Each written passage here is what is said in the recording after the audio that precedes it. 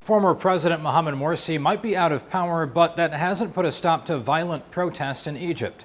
As many as 30 people died nationwide in clashes between supporters of the ousted president and his opponents Friday. These fights, dubbed by Morsi supporters as Friday of Rage, took place in cities including Cairo and Alexandria, where protesters hurled rocks and explosives at one another. While the army has pledged to allow peaceful protest, a BBC correspondent explained when pro-Morsi demonstrators pushed forward toward the building where the former president is believed to be held, the military fired on the crowd, killing 3 and injuring dozens more. I saw barrels of guns lowered and shooting into the crowd, and then very shortly after that, there was a man dead on the ground. Morsi's supporters believe the armed forces staged a coup against Egypt's first democratically elected president and therefore violated democratic legitimacy.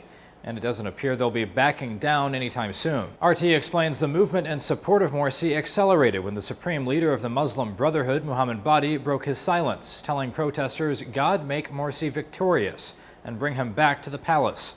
We are his soldiers. We defend him with our lives." The U.S. State Department has condemned the clashes and has called for Egypt's leaders to end any further aggression, saying, "We expect the military to ensure that the rights of all Egyptians are protected, including the right to peaceful assembly, and we call on all who are protesting to do so peacefully." But a CNN correspondent believes the fighting will continue until Morsi's opponents and supporters can reach some sort of real consensus. Anyone who thought that the opponents of the ousted president, Mohamed Morsi, had reached their goal, they have an obstacle they have to confront. The Egyptian army ousted Morsi from power Wednesday after millions of protesters called for him to step down.